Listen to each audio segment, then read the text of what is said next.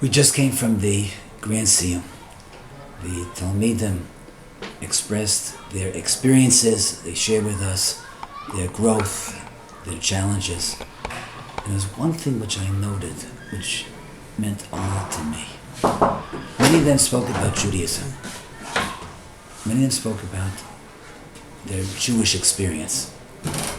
And the theme of what they said made all the difference. They said that they found for the first time, for many of them, that being Jewish was connected with being happy. Judaism helped make them happy. The Torah and Mitzvohs gave them meaning and happiness. And we try so much at Neveh to convey to the Talmidim just how much Torah is the source of happiness. I want to tell you a story which I share with the Talmidim every Shavuos, the Leil Shavuos. Most often I tell over this story. The story I heard many years ago from my first Rebbe, of Neveh Weinberg, Zitzal. Someone once came to him, a young man. And immediately Reb Noach noticed two distinct features about this young person. One was that he was handicapped. He had an artificial leg. The second thing, that he was just beaming with happiness. He was radiant. And Reb Noach wanted to know how one goes with the other. So he asked him about it. He had no inhibitions, Reb Noach. He asked him about it. And the fellow said, when I was 9 years old, I was given the gift of happiness. 9 years old? Gift of happiness? I've got to hear about this, the Rebbe said. He said, yeah, I come from Amsterdam. I was riding my bicycle, 9 years old. I went around a sharp turn. A sudden gust of wind just threw me off balance. I fell from the bicycle and I fell into the road, and I could see a truck coming, and I thought that this is it. This isn't good. When I realized what happened, when I came to, I realized there was something wrong with my leg. It was intense pain, and I saw it wasn't there. And I became very depressed.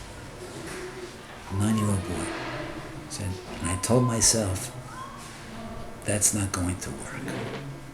That's not going to work. And then I went blank, I fainted, and I came to hours later, I don't know how many hours, but hours later, I was in the hospital bed. My parents were there, and they were crying. My friends were there, and my relatives were there, and everybody was crying. My mother sobbed and said, son, you lost your leg. Son, you said, you're going to have to get used to it. And I told her, no, Mom, you're going to have to get used to it. I'm already used to it. I'm happy to be alive. I'm happy that I'm alive. And I learned to focus that on the positive. I could have lost my life. So from then on, I felt that Hashem had given me the gift of happiness.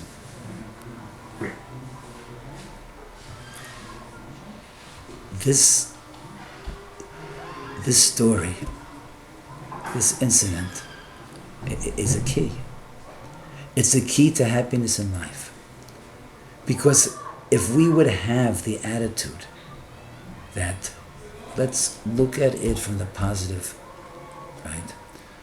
Let's understand whatever happens, it's from Hashem. I don't understand why, but if I went into the middle of a movie and I didn't see the beginning of the movie, I wouldn't know why what happened. So I don't understand why, perhaps. But I know that kol manda avid rachmona letav avad, whether I appreciate and understand it now or not, it's all for my ultimate betterment.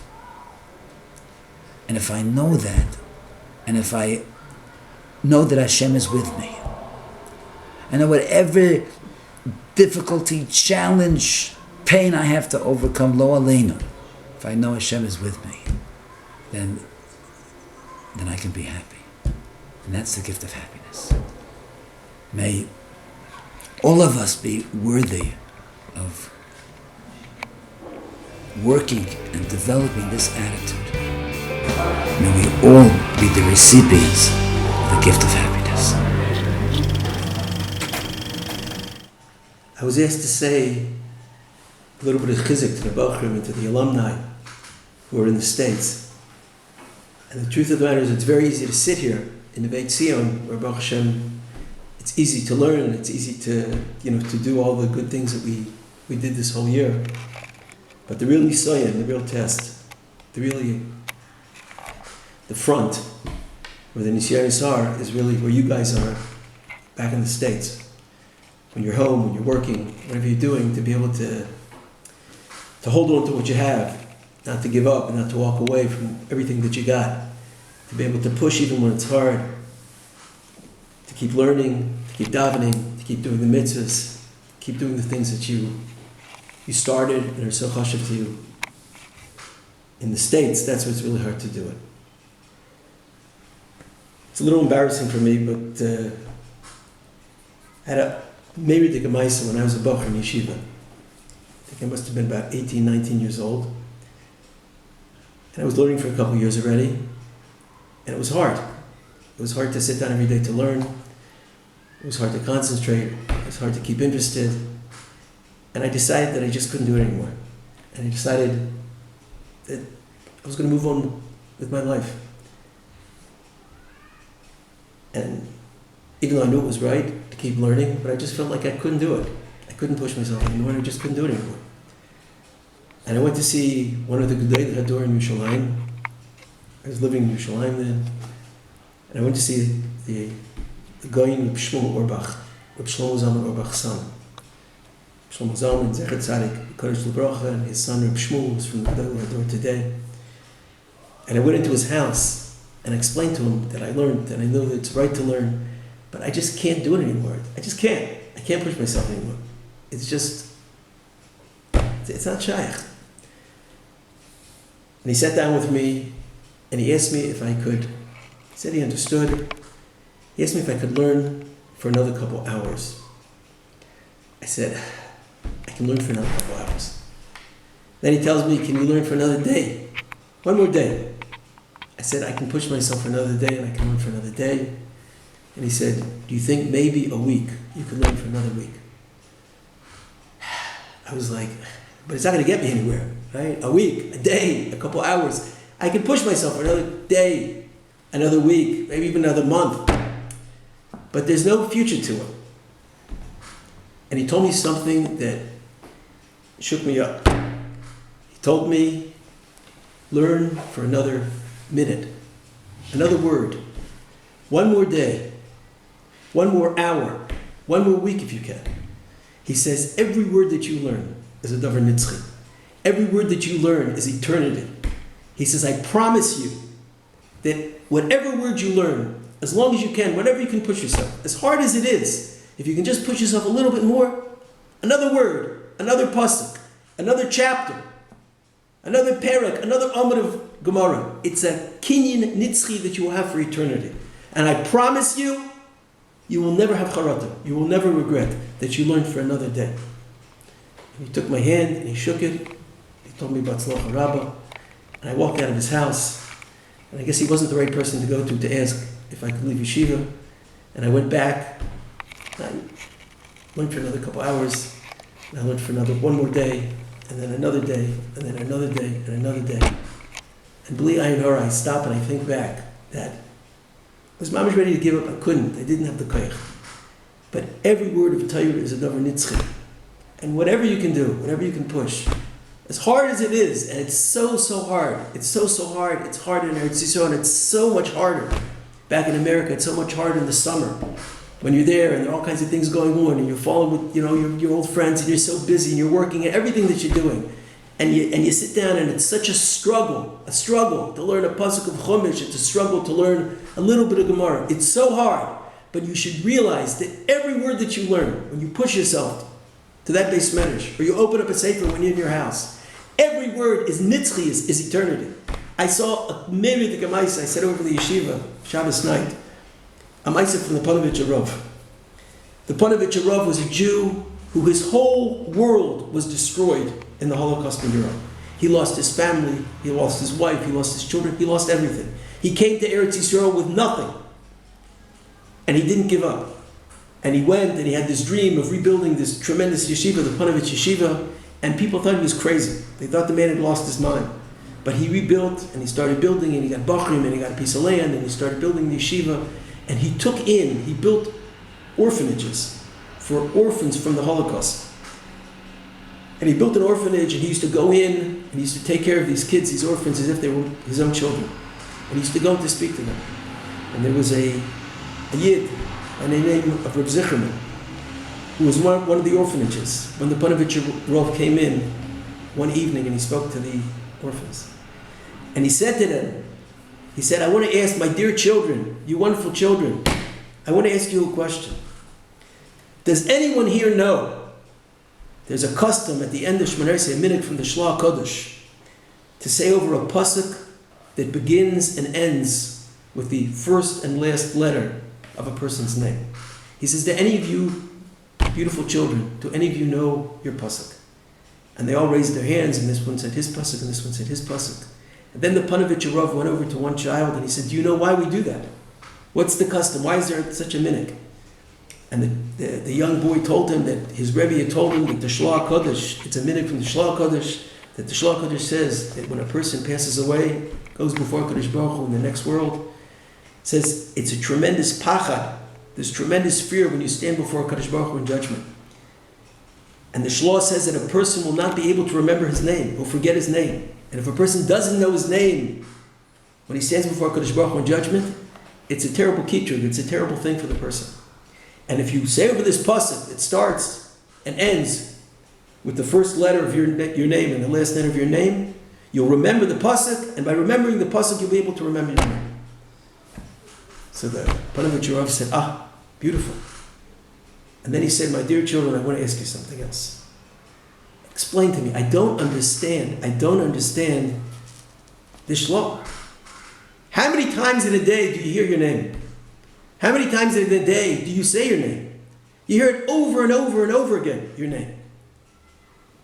And you're going to get upstairs to Beis Shamal before Kadosh Baruch Hu, and your name that you've heard so many times, that you're not going to remember. But the pasuk that you only say 3 times a day at the end of Shmoneh Esrei, that you are going to remember. And by remembering that pasuk, then you'll remember your name. How are you going to remember a pasuk you only hear 3 times, you only say 3 times a day, if you can't remember a name that you hear 20, 30 times a day? The Ponevezher Rav says, I want to explain to you something. You should realize that in this world, everything that we have is hevel havolah. Everything that we have is vanity, is unimportant. All the money that we have, all the toys that we have, our cars, our houses, our beautiful clothes, whatever we have, in 120 years, we won't even remember it. It'll be meaningless to us. Even our name, anything physical in this world is not going to stick with us. He says the only thing, the Ponevezher Rav told these children, the only thing that you're going to have, the only thing that's nitzchi, the only thing that's eternal, is the Torah that you have. And when you get upstairs to Beis Shamal, what you remember that pasuk that you said, that's Torah. And through that Torah, that's how you'll remember your name. The Ponevezher Rav said the Torah is the only nitzchi thing that we have. It's the only thing that will stick with us forever and ever. And as hard as it is to hold on, as hard as it is to learn and to push ourselves, a little bit at least every day to learn. Everybody's busy, people are working, people are busy with all kinds of things. But that Torah that we learn, that is our nitzchias, that's our eternity. That's what's going to hold us. It's going to hold us in this world. That Torah that we learn will not only save us in the world to come, but that Torah that we learn will change us as people. It'll change the girls. It'll make us, when we pick our wives, we will choose a different girl because of that Torah. It'll change the lives that we live with our wives. It'll change the lives of our children. It'll change the lives of our grandchildren. It's our nitzchias, our eternity. It's our connection back to Maimon Har Sinai, to Moshe Rabbeinu. It's our hookup with HaKadosh Baruch Hu. And it's our promise. And it's our guarantee for our futures. And as hard as it is, Rabbi say, I'm love you guys. You guys are gewaldic. There's nobody like the Neveh guys. And as hard as it is to push and to keep learning and to keep doing mitzvahs and to keep davening and keep doing all these things, that is all that we have. That's our nitzchias. And none of us will be sorry for the times, as hard as they were, and they are. They're so hard. It's so hard to learn. It's so hard to push yourself. No one, I promise you, just like Shmuel Orbach promised me, I promise you that no one will have charata for that battle that they'll fight, that war that they will wage against all of the difficulties in order to learn, in order to do all of those mitzvahs. And Mitzvah Hashem, we should all be zeicher, Mitzvah Hashem, to continue in our avodas Hashem, to continue in our learning, to continue in our davening, to continue in all of our mitzvahs. And Mitzvah Hashem, those bachrim who are thinking about coming back for another year should come back and steig, and all of you bachrim who are continuing to honor your ways should remember that one thing that we have that's netzach nitzachim, and that's our Torah and mitzvahs. Shkoyach.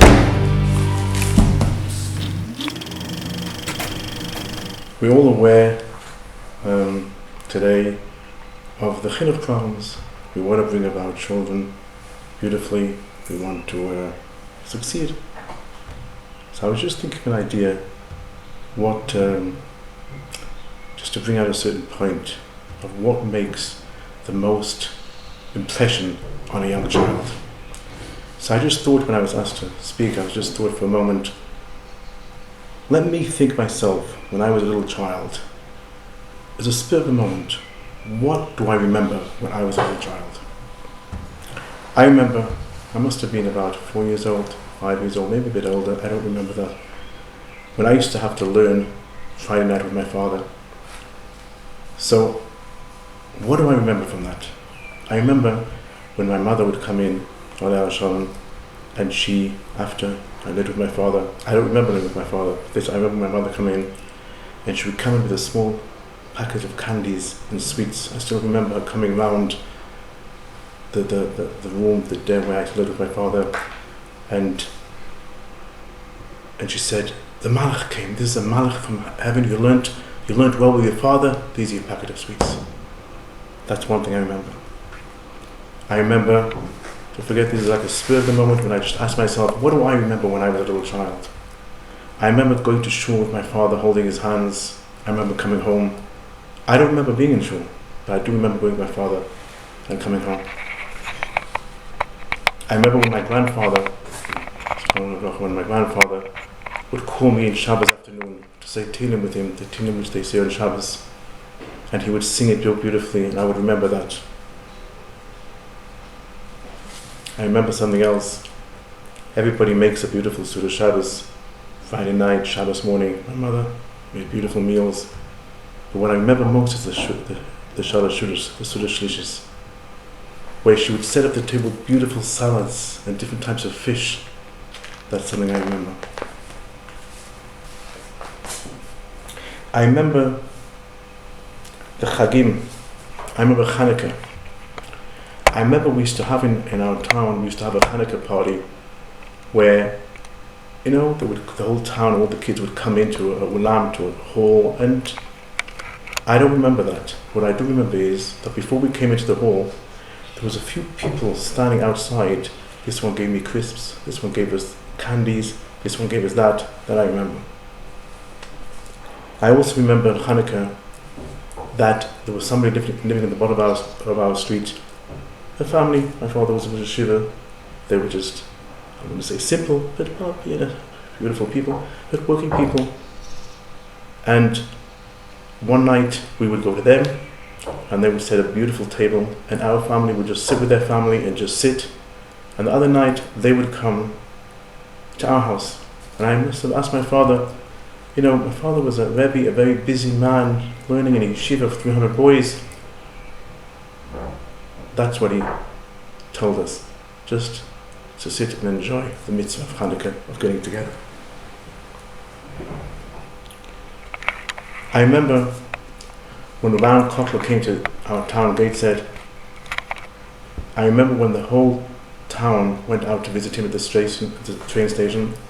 I think I was with my father in the car with him together. I remember the whole, I don't remember the person, I think I do remember the face, but basically what I remember is the whole time, the covered up child, the feeling. The point I'm trying to make is, what if you want to ask yourself, what did I do to my child? What do I do to anybody who I have an effect on, a younger person who I want to affect on the right way? What is going to go in the deepest, the greatest way? That's not the mitzvah itself. The mitzvah the child's not going to remember when he's older. It's the heart, the feeling, the love, or the parent, or the Rebbe, or whatever happens. That is what the child is going to remember. Then what is going to go into the neshama is the emunah, the faith. Comes to my memory another thing. When I used to go to sleep Friday night, my father would come to the room where there was a light outside, and he would play with there's a shape, it's dark inside, it's a light, and he would see his hand in the, like a big hand, and he would tell me stories, and that's how I would go to sleep Friday night.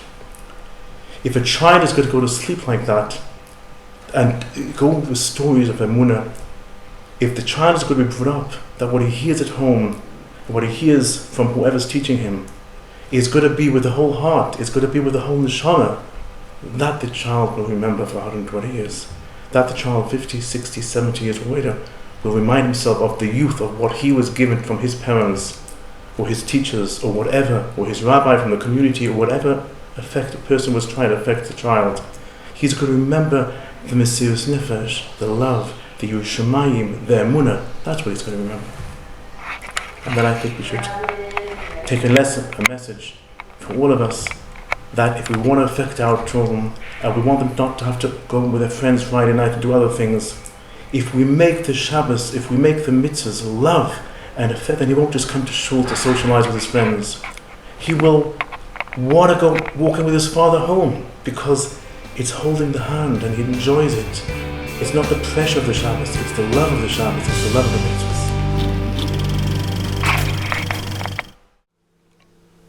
Hi everyone.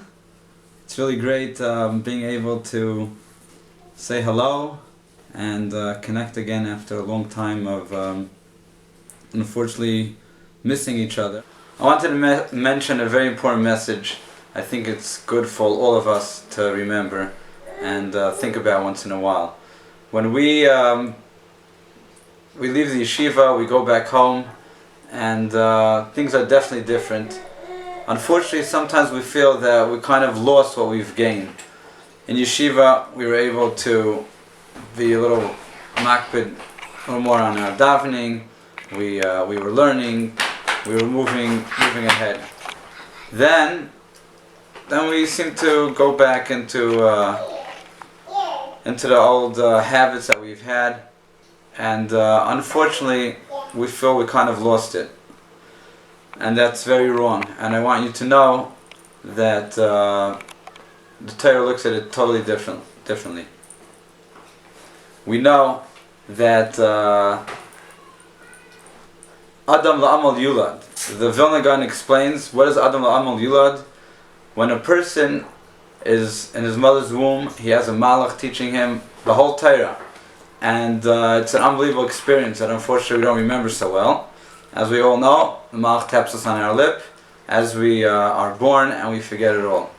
So Vilna Gaon explains that impression, that learning that we had in the mother's womb, that enables us to connect to Torah when we learn it throughout our lifetime. Without that first time studying with the malach, we won't be able to do it. In other words, we have over here an impression that was done in our neshama that's not lost, it's with us forever. And the same exact thing applies to every single stage we move ahead in spirituality, in our Yiddishkeit. We could understand it as a little parable of a builder who's building a very tall tower, and he manages to complete the project. One day while he's on the top floor, he slips down and he falls a few floors down, makes it out alive, but nevertheless, he has no doubts that what he has built is still existing, and what he has gained, he's gained. All he has to do is get himself together again and climb up those steps to the top of the tower again. What we've done when we were in yeshiva, we built ourselves a spiritual tower, and we reach heights we would never imagine we would reach. And that we slip sometimes, it's nothing more than just slipping down these steps, but we have it with us, and it's something that no one could take it away. Every single chizuk, every single level that we have gained stays with us forever, as we mentioned, and all we have to do is to try to reconnect, try to get back to some of it, and being that we had already that first impression, we already established that aliyah that we had in the past, we'll be able, in Mitzvah Hashem, with a little effort, to just come back to a lot of what we have gained. I hope Mitzvah Hashem will be able to connect on a more personal basis. We're excited to see you all back here, even on a short visit. And Bezrat Hashem, the Shana Haba B'Yerushalayim Habnuya. That Shana Haba should be right now. Hi, Shalom. Hope everybody is well out there. We're pleased to be videoing from Telstone. I want to big a shekayach to Rabbi Josh for helping out and getting the Rebbeim's words over to the guys. Hope you'll all get chizuk from it. It is Parshas Shlach, as we were making this video. Parshas Shlach Lecha, of course, talks about the Meraglim. The Meraglim go to Eretz Yisrael, this wonderful country we are in. We should all get here soon. And they see things which are frightening beyond words. They come back to Moshe Rabbeinu and they say, we can't do it. It's not possible. There are giants. It's dangerous. People are dying. It's a danger. It's not even the right thing to do. We're not allowed to go in. It's dangerous for the Jewish people. Yeah, how can you take such a risk? And we know the tragic story, 40 years in the desert. So the Sfas Emes says, what was wrong? What was wrong? So the Sfas Emes says that they weren't asked their opinion about whether they could or they couldn't. They were told, go to Eretz Yisrael and get information. It's not your job to ask, can we do it or can't we do it? It can be done. There are difficulties. You need to know where you're going. You need to check out the territory. But it's not a question if it's possible. The Baruch Shem says you can go, you can go. Now that is something which many commentators say. Sfas Emes adds that when a neshama comes to this world, he is told he has a job. And he's supposed to have certain challenges in that world, in that job in this world. And he says, and Hashem tells him, you can do it.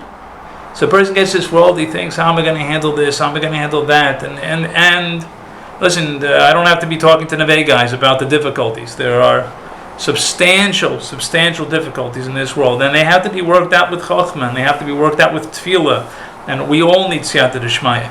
But the bottom line is, Hashem says that we've got a job. That means we can do it. That's what the Sfas Emes says. Now, on top of that, I heard something which gives a whole new perspective, at least to me.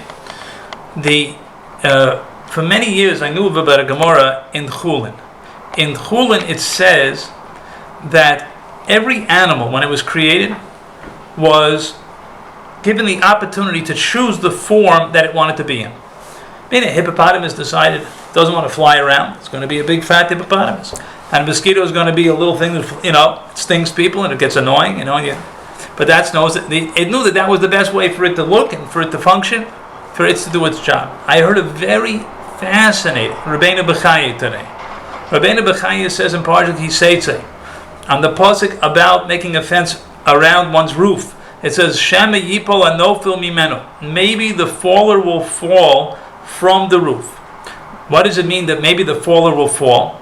So it's a famous statement of Chazal. You don't have to say that the faller will fall. Maybe someone will fall. So the Chachamim tell us that this fellow was supposed to fall. It says, Hiroi misheshes yimei bereishis. He was fitting from the 6 days of creation to fall. What is it? So the Beinu B'chaya says, what do you mean he was fitting to fall? He was supposed to fall. He was going to fall. He was slated to fall. What do you mean he was fitting to fall?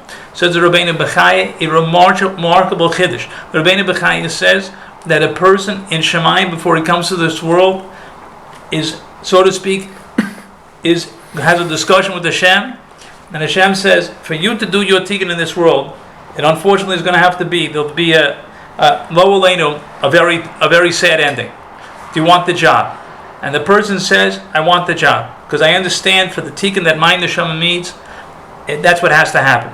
So it says in the Medrash that it's Roy, Mishesh Yemei Bereishis. It's fitting from the 6 days of creation that this fellow should fall, because it's fitting because he chose it himself. He understood, because he had this incredible big picture about what's going to be. And he understood that it must be like that.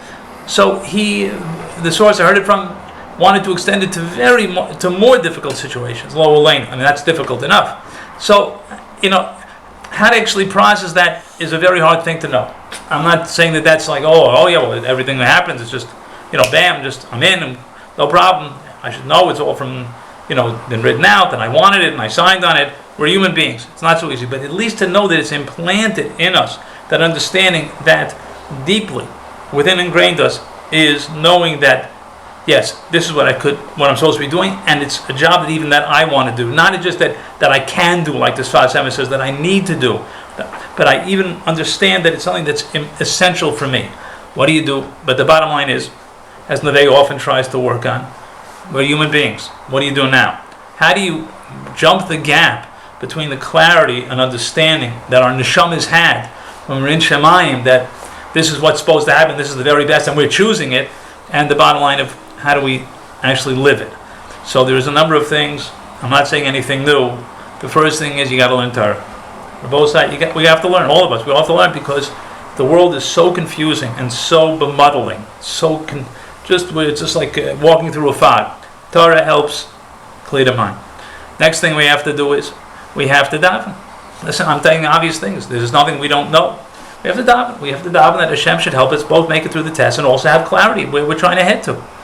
And then the final thing I was thinking, which again there's so many things to do, is to pick out the good in our lives, because we spend so much time thinking about what we're not happy about, which somehow reflects on the fact that we may be not exactly thrilled with what Hashem has given to us. And I'm not saying that it's easier, both sides. Listen, I'm restating it. I don't want to simplify any messages over here.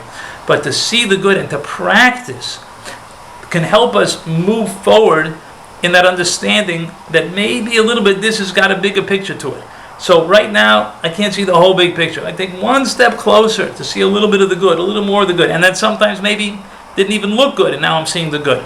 We get a little closer. So we learn some Torah, we daven, we try to see the good. We get a little bit of a clarity of where we're heading. Hopefully with that, we'll be able to understand that what Hashem does for us, we'll live with it. Not just in our heads, we'll put it into our hearts, that we'll be able to live with the emunah and the clarity and the bitoch and the understanding that Hashem knows that we can do it. And hopefully that message will go into us, that we'll be clear, that we'll be able to know that we can do it.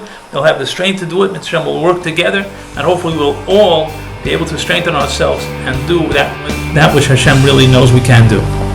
Hatzlacha, everyone. Shalom Aleichem, Rabbi Yisai. I hope everybody is finding themselves in the middle of a happy and fruitful summer. Rabbi Josh Shlita asked me to share a few words with the Talmidim, the alumni.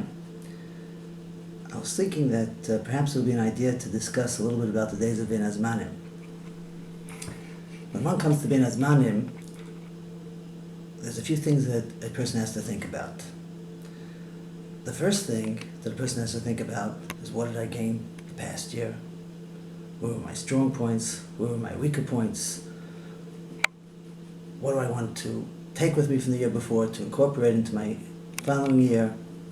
What I want to leave behind from the year before? But there's another point that I believe that a person has to start to think about when he's approaching Ben Azmanim, and that's preparation. Now, we don't mean, chas v'sholom, that a person who goes into Ben Azmanim is definitely going to fail. I don't like to say that. But if a person doesn't prepare himself properly, then he might sometimes find certain results that he didn't really want, and may find a disappointment in what he thought he would anticipate. And therefore I thought maybe it would be helpful if I suggested three suggestions. You'll tell me what you think. You can let me know what you think about it afterwards. In last week's Parshas Nosai, the Torah speaks about the Parshas Bamidbar. Started about Parshas Bamidbar, but it continues in Parshas Nosai, the delegating the different jobs to the Bnei Levi, to Bnei Gershon, Bnei Kahas, Bnei Merari. Each one had to carry the Mishkan and its Keilah. In Parshas Nosai, it talks about Bnei Gershon. It says, Nosai es rosh Bnei Gershon gam heim leveis havoisam lemishpachaisam. They should count the Bnei Gershon as well, count their families. The Ben Shloshim Shana V'Mala, from 30 years and above, Ad Ben Chamishim Shana, until 50. Now we know that the Bnei Kahas in the previous Pasha were counted from 30 to 50 because we were meant to have the people carrying it in the prime of their strength. A person's prime strength is from age 30 until age 50, and we wanted them to be able to have that strength to be able to carry the Keilah. And here the Torah is telling us the Bnei Gershon as well should be from age 30 to 50. So Moshe Feinstein Zatzal asked the question, he says, but if you take a look, you'll see that the Kalim that the Bnei Gershon had to carry, the load that the Bnei Gershon had to carry, was far heavier than the load that the Bnei Kahas had to carry. So if the Bnei Kahas had to be from age 30 to 50, then certainly the Bnei Gershon had to be from 30 to 50. You didn't have to say Gam Haim, also they had to be 30 to 50, certainly they had to be 30 to 50. So Moshe says a tremendous insight. He says that you see from here that sometimes a person is put into a situation where things are going to be a little bit harder. Right? The Bnei Gershon has been carrying something heavier. And a person has to know that even when it's harder, even when it's more challenging, even when it's heavier and harder, you still have to put your full strength into it. A person can't say to himself, it's a little bit more challenging, so therefore, I can't do it, I won't do it. On the contrary, you put your full koyach into it, you put your full strength into it, the person will be matzliach. That's suggestion number one. Just to realize that when it's challenging, we have to just stand strong and just do it, and then we'll be successful. The second suggestion is perhaps to not look at the summer as something that's hard and just as a challenge, but to look at it as an opportunity. Because in the continuation of Parshas Nosai, the Torah talks about the Parsha of the Saita. The Saita is a woman that was warned by her husband, who was suspicious of her being unfaithful to him, not to go in privacy with a certain man. And then later on, he finds out that she did go into privacy anyway. And he takes her to the Kayin, and he has her drink the Mei Saita. And the Torah tells us that if she's guilty, so then her stomach explodes. If she isn't guilty, then the Torah gives her a number of brachas. If she had difficulty with childbirth, she'll have an easy childbirth now. If she had banim shchayim, she'll have banim lebenim. If she had dark children, she'll have white children. Different brachas. So the question that the Ksav Sefer asks is obvious. We can understand that we don't kill her if she wasn't found guilty. She didn't fall into the trap. But at the end of the day, why are we giving her brachas? I mean, she was warned by her husband not to go into privacy with this person, and she did. So why are we giving her brachas? So the Ksav Sefer answers another tremendous insight. He says that the reason why we give her brachas is because it's trying to teach us what is the opportune type of tshuva that a person can do. The opportune type of tshuva that a person can do is when a person is faced with the same avera, with the same challenge, and he stands up to that avera, and he stands up to that challenge, and he succumbs, and he's successful with that. That is the ultimate type of tshuva that a person can do. And that's what the Shari Tshuva, the Ben Yonin Shari Tshuva says, that a person should try to make sure to do tshuva when he's young, because that's when he still has his Yetzaharas and all those different, taivas that are there, and when he shows that he keeps away from those taivas and those Yetzaharas when he's still strong, that's the opportune tshuva. When he's older already, he doesn't really have the taivas anymore, it doesn't show as much. So this Isha, it's true that she went into privacy with this person and her intentions were to do something wrong. But at the end of the day, she came out without doing it. That showed the koyach of her tshuva, and that showed the highest madrega for her, and that's why she was zeicha to get all the brachas. So we have to realize that although there's a challenge when we come back for the summer, some of the things that we didn't have to be exposed to when we were in yeshiva, when we come back to America and to other places, there are challenges over there. We have to look at it as an opportunity for us to prove to ourselves and to prove to HaKadosh Baruch Hu how much we grew and how much we accomplished during this year, and to give ourselves kayach and encouragement for the year to come. But how do we do this? How do we stand up to the strength to fight against the challenge, and how do we utilize this opportunity? So that brings us on to the third point, which is a point that I think is a very special point brought out from this week's parasha, Parashas Ba'alei Yisrael. The Torah talks about the Pesach Sheni. Before the Torah talks about the Pesach Sheni, the Torah tells us about the people being tamei, or too far away, that they wouldn't be allowed to participate in the Korban Pesach because they were tamei. So the Torah says, and the people which were told that they were that the people which were tamei and they weren't able to participate in the Korban Pesach said, Lama nigara levilti hakaves Korban Hashem. What's wrong with us? Why should we lose out on the chance to be able to bring the Korban? It's not our fault. What are we supposed to do? So they discussed that. They discussed that with Moshe Rabbeinu, and then Moshe Rabbeinu follows that back to Hashem, and Hashem tells them to participate. They'll be able to participate a month later in Pesach Sheni. But what were they tiny when they said Lam Nigar? What's wrong with us? So Rashi says an amazing thing. He says Amar Lahem. He says Ein Kachim Krevim Betum. Moshe Rabbeinu told them you can't bring Kachim if you're tummy. You can't participate in the Korban if you're tummy. Amar Lai Yizarek Hadam Aleinu B'Kahanim Tarim. Let the blood be spritzed with kahanim which are tahar, which are pure. And they'll feed the basar to taharim, to pure people. And let them at least do that. So if Moshe asks, what were they going to accomplish with that? If they would have done that, they wouldn't have been yaitza anyways. They wouldn't have fulfilled their obligation anyway. So what's the point? So Moshe brings out from this pasuk another yesod, 3 yesodis. He says that when a person does a mitzvah, there's 2 parts to doing a mitzvah. There's the actual ma'aseh mitzvah that we do, the action, but then there's the love and the desire, the ava, the cheshek that a person has towards the mitzvah, the excitement that a person has towards the mitzvah. And if a person does a mitzvah without that excitement, it's still a mitzvah, it's still a ma'aseh mitzvah, but there's something lacking from the ma'aseh mitzvah.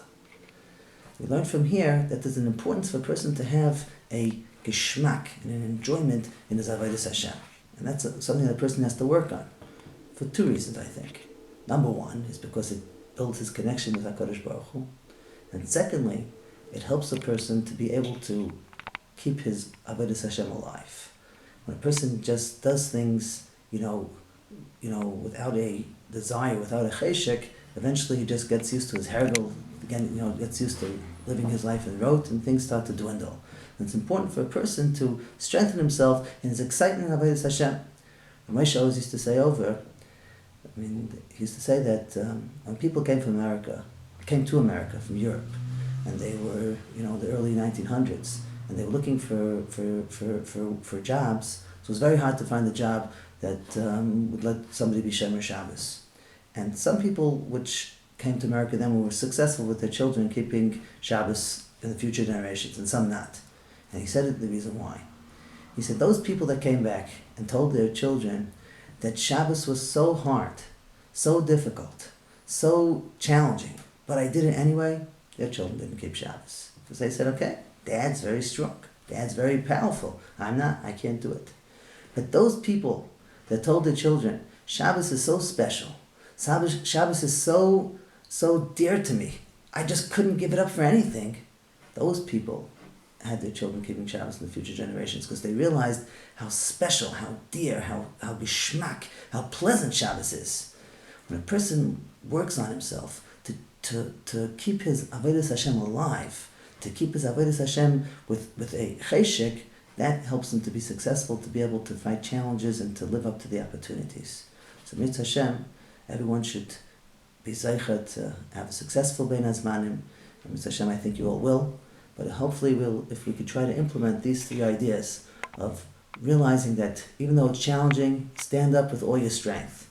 And even though it's a challenge, we have to realize often, and most of the time, it's really an opportunity for us to see our growth and to keep growing. And it's most of all important for both of these two things to work out, is for us to be able to strengthen ourselves in our Ava and our Cheshek and our Avodas Hashem. We should all be Zeichet to a good summer, and with Hashem be in touch.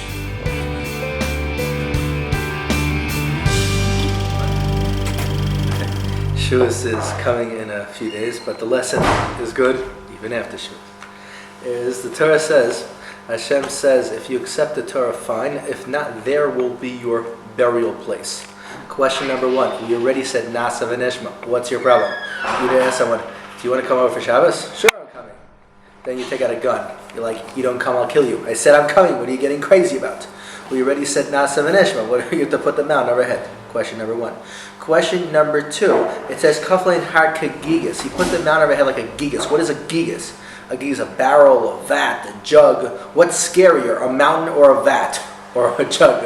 Obviously, a mountain is scarier. Why would you bother saying like, I'll crush you with this marshmallow?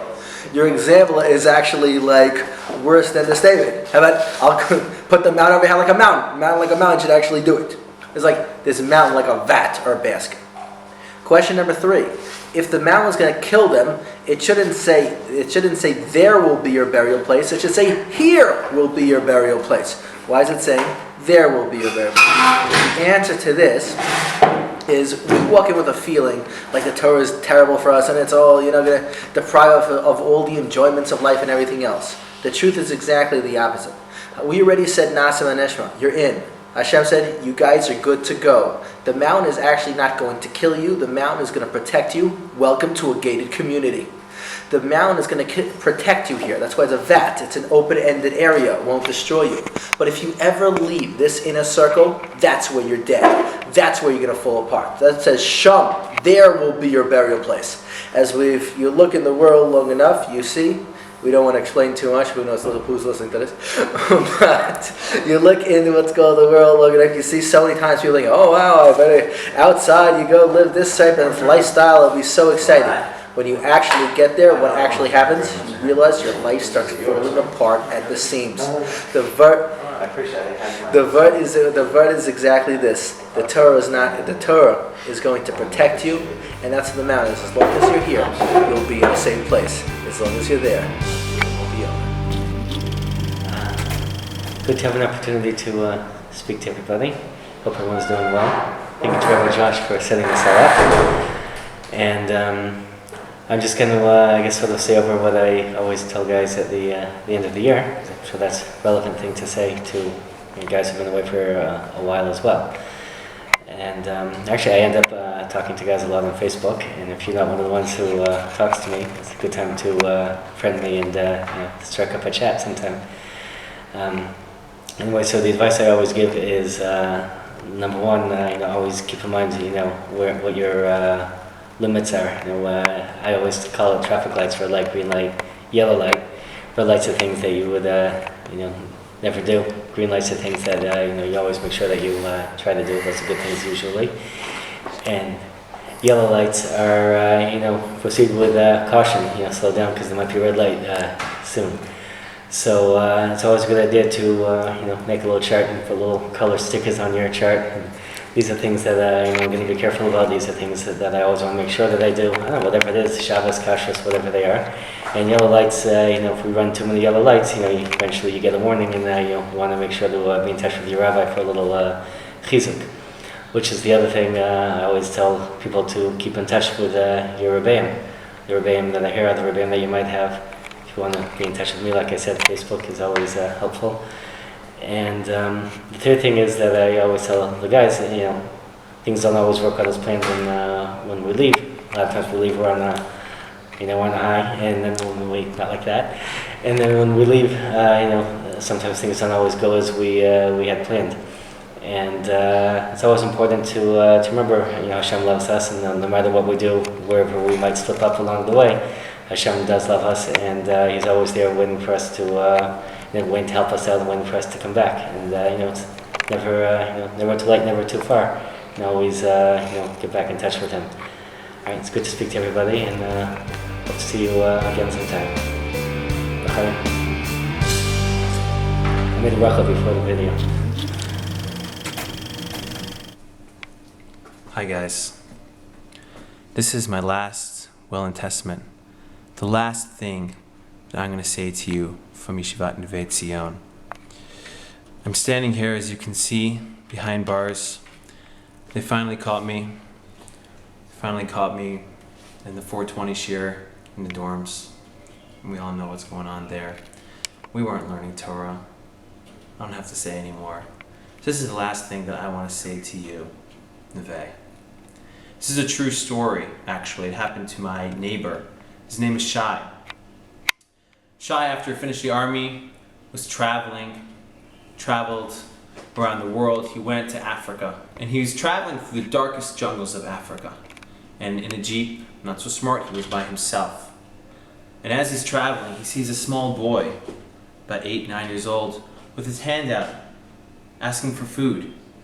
And he's in this jeep, he's alone, he feels bad.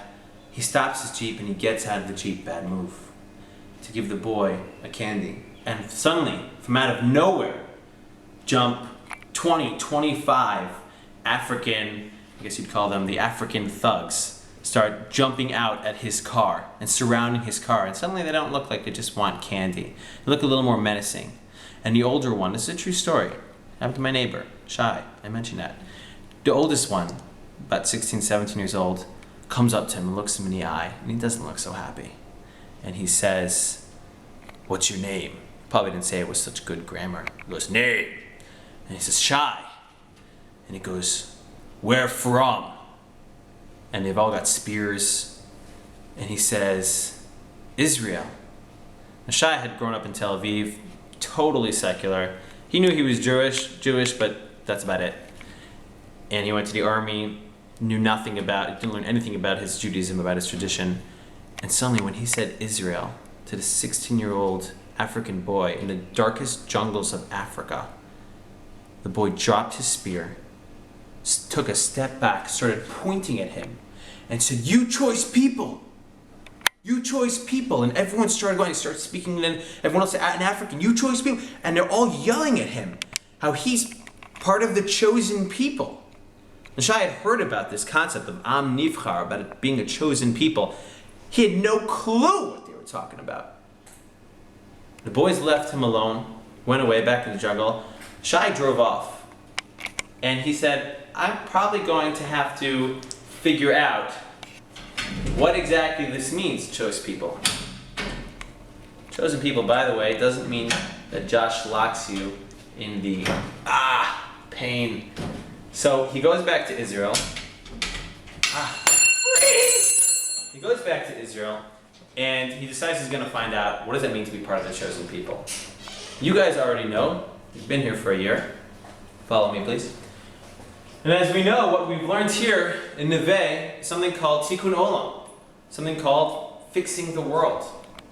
Fixing the world, that's a big thing, right? I mean, there's a lot to do about fixing the world. So we're going to talk about that for a bit. And we're going to show two aspects, two factors, two sides about Tikkun Olam, about fixing the world. One that, might seem like a bit difficult to do, but one that we can do every single day, every second of the day. Let's talk about Tikkun Olam. Is Tikkun Olam something that we want to do? What do I mean by that? Tefillin, yeah. I want to put on tefillin every day. I've got a left arm, I've got a right arm. I put on tefillin. I want to do it. Other mitzvahs, tzitzis, whatever it is, right? Shabbos. I want to keep Shabbos. Do I want there to be poor people in order for me to give charity? No. I'm giving charity so that there's no more people, so that I don't have to give charity. I don't want myself to be having to do this mitzvah Tikkun Olam. I'm trying to obliterate that. Right? So Tikkun Olam is something that I have to do, and if it's there to do, then I'm going to do it. But really, it's something that I'm trying to eradicate already from the source. I don't want it to be that. So let's take an example, right? You're walking by a park, let's say, okay, and you see a 5-year-old, and he's cut, his knee is bleeding. What's a good Tikkun Olam thing to do? Something that you can do to help fix the world, right? You can fix the world. What do? You take him to the hospital, you take him to his parents, whatever it is. You do something that helps make the world a better place. Great. Let's do a few minutes earlier. You're seeing this kid play, right? He's playing with someone else, and you see this broken glass on the floor by this kid. And what do? Tikun olam. You clean up the glass, you move the kids, whatever it is. Let's take it a little earlier, maybe, right? There's no kids there, and you just see some broken glass. Clean up the broken glass. Let's take it maybe an hour before that, and you're in an airplane, let's say. Okay, so you can't do anything, but you see this guy Bob. Bob's a nice guy. Bob's carrying a glass bottle of, let's call it Coke, Coca-Cola, and he's walking this, and he stubs his toe, and he gets all angry. And you're just watching this from the plane, and he smashes the bottle to the ground, and then walks off in a huff. Now you can't do anything. You're in a plane, but let's talk about Bob for a second. What could Bob have done to contribute to Tikun Olam, to making the world a better place? He couldn't have cleaned up the glass, there was no glass yet. Rather, there's something called Olam, Tikun Olam. There's the external Olam, you fixing what's messed up around us, but there's something called Tikun inner Olam. Olam means a world. It also comes from the word hidden, Ha'alem, hidden world. And when I can work on my own character traits, it's a much higher level of Tikun Olam. Because I don't have to walk around trying to find broken glass and fixing things, or fixing pollution, or fixing world wars, or whatever it is. Because almost all bad things that happen that are messed up in this world is because someone got angry, so they did a certain act. Someone was sad or afraid, so they did a certain act, or jealous, so they did something. Then we have to go fix that. What we're doing as Jews, and this is our much higher level, is we're working on our inner olam, on our inner tikkun olam, which is the responsibility, I want to say that word, responsibility, that we have as a Jewish people. That's what it means that we're chosen. We are chosen to bring the world higher, not just by fixing up a lot of things on the outside, but by fixing up and working on our midos, on our inside, which is, again, like I said, the higher level because it's the source. Guys, had an amazing year with you. For anyone out there who knows me and is watching this, it's been really, really great. I'll be in Oakland next year, so anyone's around California, come drop by. I'd love to see you. And see ya! Hey, turn off camera. Turn it off! Yesterday's Pasha's Behaloistan, tried to explain what Neveh is. It says in the pasuk, Aseilecha cha tzotzros. Hashem tells Moshe, right, make cha tzotzros for the Beis Hamikdash. But the pasuk says Moshe Rabbeinu should make for like himself chatzotzros, and the pasuk Rashi says asay lecha, only for you, but you can't inherit it. You can't pass down the chatzotzros for the generations. The question is, why the chatzotzros? Why not all the other things in Beis Hamikdash, the Aron, Zbeach, Noira, everything could be given over from one door, from one generation to its second generation. Besides the chatzotzros, everybody has to make for himself chatzotzros. Asay lecha, Rashi says, Ata oisa mishtamish behem b'lei acher. Only you. What is so special about the chatzotzros that every generation, every door has to make new chatzotzros? So I thought, what's the whole purpose of the chatzotzros? To bring Jews into the Beis Hamikdash, bring Jews into the Beis Hamikdash. Every generation, every door has its tune, has its method, has its way how to bring Yiddish Kinder into the Beis Hamikdash. Neveh is the yeshiva which we create a chatzotzra. We create a trumpet for each and every boy a different chatzotzra. What works for one boy is not going to work for a different boy. The staff and the rebbeim, the mash and all the other rebbeim for the past 35 years. For the past 35 years, have tremendous hesat l'shmaya and bringing back boys into the Beis Hamikdash. And the way how Neveh does it, the secret to Neveh is there's a special trumpet for each and every boy. Each and every boy, the Rebbeim create a special niggin, a special tune, a special method, a special way how to bring this boy back. And in the Neveh is a yeshiva of 80 boys, but it isn't 80 boys in one yeshiva. It's like 80 yeshivas. Every bacha is like a world for himself. Every single bacha has like his midas. But I think a secret to the Neveh's success is that we're like zoiche to the special Sata D'Shmaya, and we really try to chap each boy on like his level, each boy in like his way to try to bring the bacha into the Beis Medrash. Baruch Hashem, the Neveh is around already 35 years with all these with a tremendous amount of Sata D'Shmaya, tremendous amount of Sata D'Shmaya. I would say every single year in the Bay has mamish. We like see her. We see her open nisim gloim miracles, and the Eibishter should like help us further and give us the strength, the koyach. Asat Shmaya to continue our avodas hakodesh. And good afternoon. I want to thank Josh Goldberg for giving me this opportunity to be Marbitz Torah. This coming Monday, Yud Ches Sivan, is going to be June 20th is my birthday, Bezrat Hashem. I'm going to be entering a new decade. I'll let you figure that out yourself, exactly which one. So I'm going to say over a short story that it should be a birthday present from me and for me, and it should be a schus for myself. This is a famous story I say over all the time because it's very important for a person to realize that he's worth something. Rabbi Twersky always talks about the lack of self-esteem that many people have. The first thing you got to know and realize is that we're all created by the Ribono Shel Olam.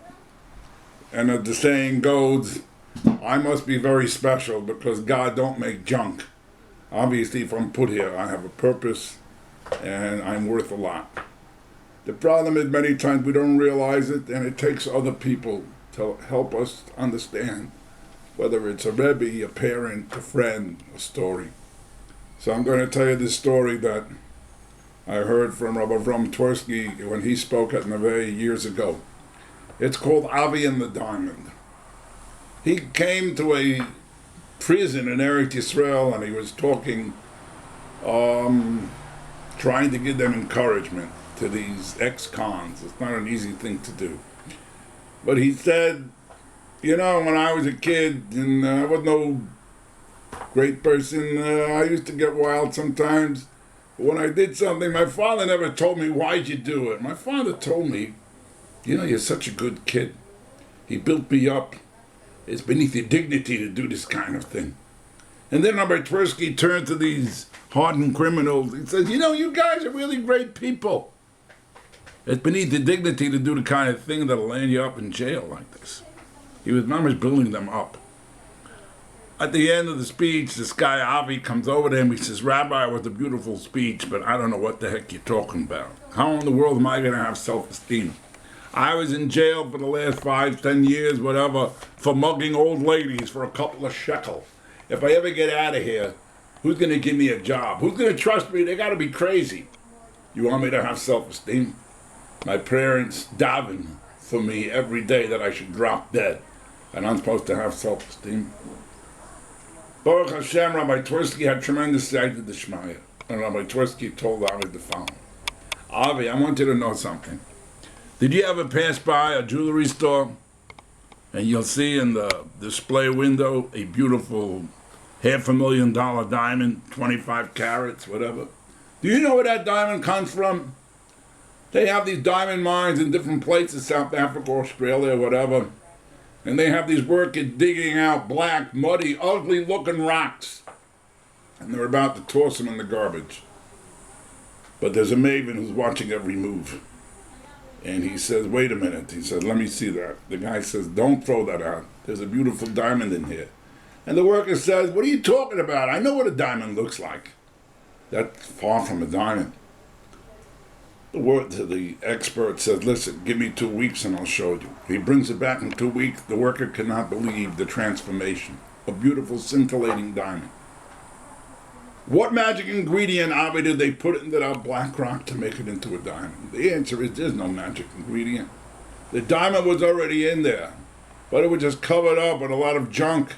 All you had to do was process it and get rid of the outlying junk. And then the diamond automatically came through. Avi, don't tell me how much you're worth. We say every day in the davening, we know better. We say Elokai, Neshama, Shenasata, B'Toheri. Everybody's got a beautiful neshama. It's a diamond. It's greater than a diamond. It's a piece of the Ribono Shel Olam. He blew of himself into the human being. The trouble is, Avi, we get it all covered up with dirt and junk by the things that we do. But if you go through the process, you'll see for yourself that that diamond will shine through one day. So Avi took these words to heart. He got his therapy. He went to the halfway house. Eventually, he graduated. He bought himself a van. He went into the building business. One day he gets a call from the secretary of the halfway house. They're renovating. They said, Avi, a certain woman passed away and she left in her will her furniture to the halfway house. We need you to bring it with your van. Avi said, no problem. So he came by. He takes one look at the furniture. He calls up the secretary. He says, you're wasting your time. It's dilapidated. It's ready for the garbage heap. So the secretary says, listen, Avi, we already promised the kids. Bring the furniture. We'll see what we can do with it. Whatever we could salvage, we'll salvage, and the rest we'll just chuck into the garbage. Avi is there alone, and he's schlepping a couch. Out of the couch falls an envelope with 10,000 shekel, a few $1,000s. And he hands a guy who used to mug old ladies for a couple of shekel. And he could certainly use the money, and maybe halachically, I'm not going into that, he can keep it. But he didn't. He called up the secretary. Secretary called the children. The children thanked him and said, we're going to donate it in memory of our mother to the halfway house. When they made a party at the halfway house after they renovated, Avi was there, and Rabbi Tursky was there as well. Rabbi Tursky goes over to Avi after he heard that whole story. He said, Avi, I want you to know something. I know many respectable people who were never in jail for anything, who wouldn't have thought twice about pocketing that money if they would have been in your situation.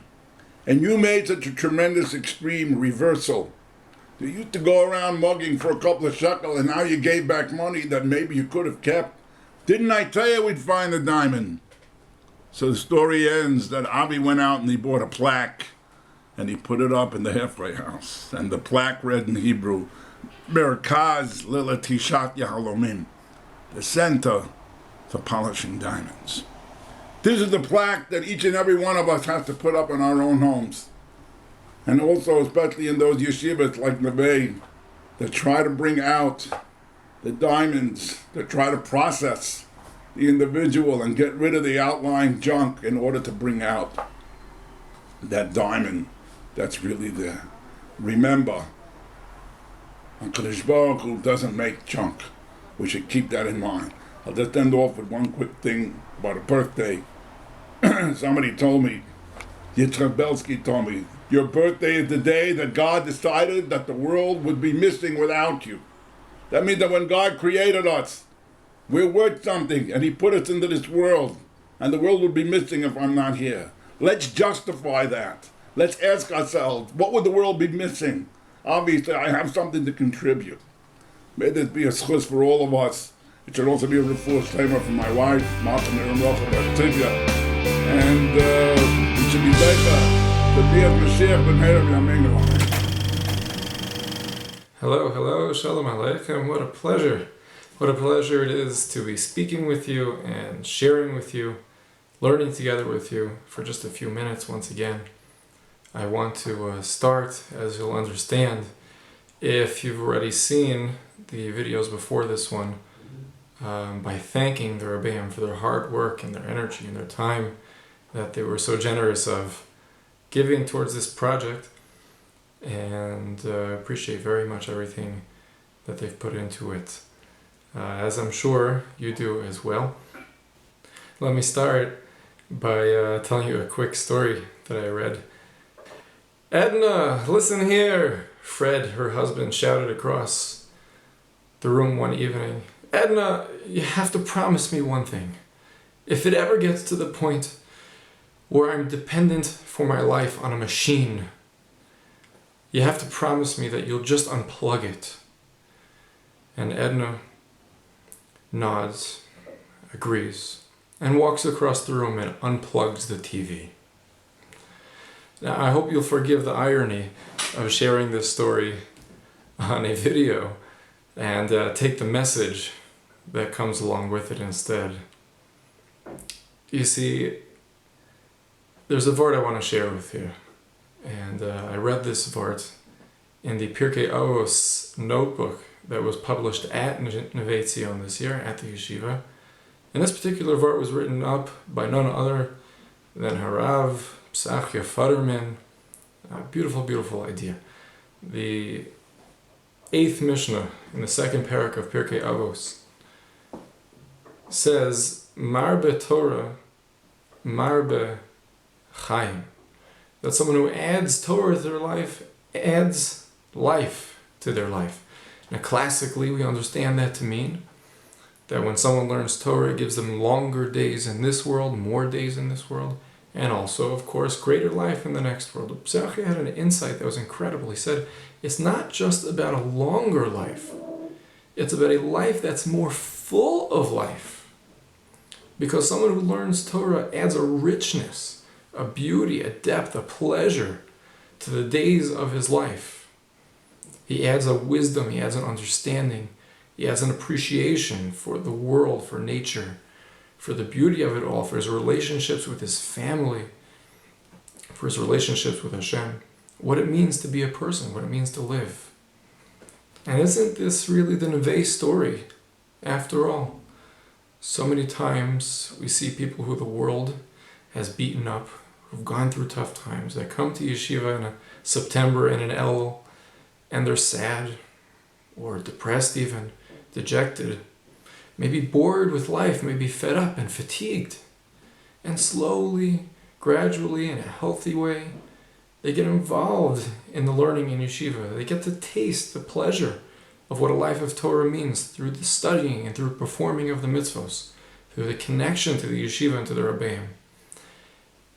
And as you've all been there, you know the experience, probably for yourselves, how this feeling of warmth and life and color comes back in, and a richness and a depth comes where the once was just a flatness and an emptiness.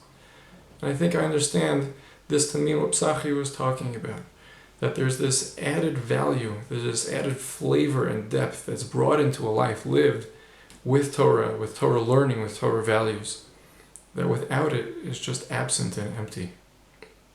You know, there's a often told story of a great Torah sage who was approached and asked a very serious question.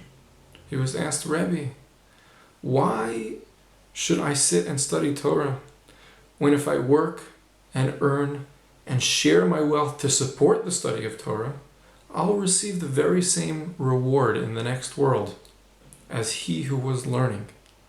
And the Torah sage looked at him, perhaps with a smile, and said, yes, in the next world the two will be equal.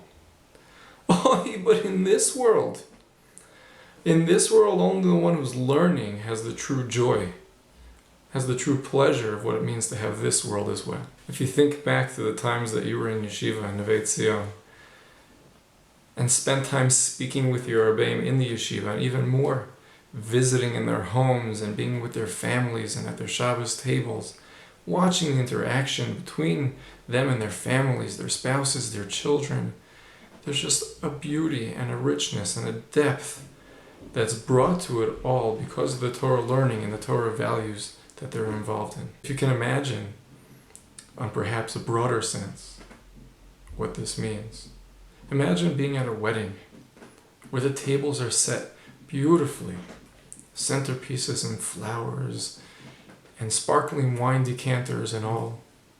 And the band, all 12 or 15 pieces, are playing in the most elegant, melodious way. The chandeliers are sparkling and the carpet is plush.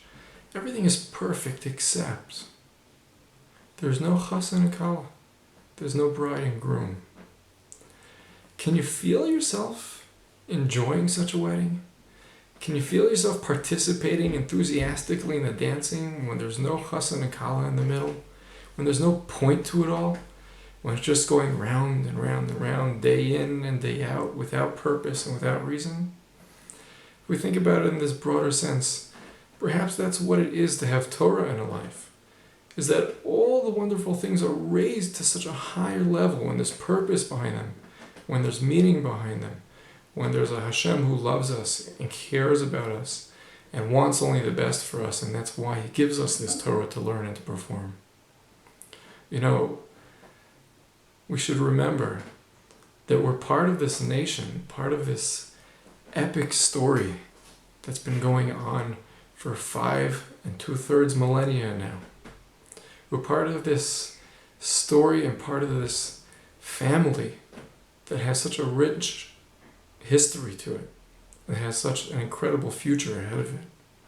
Even more, us close friends here together, we're part of this Neveh tribe. We're part of this family where we're always welcome, we're always appreciated and always loved.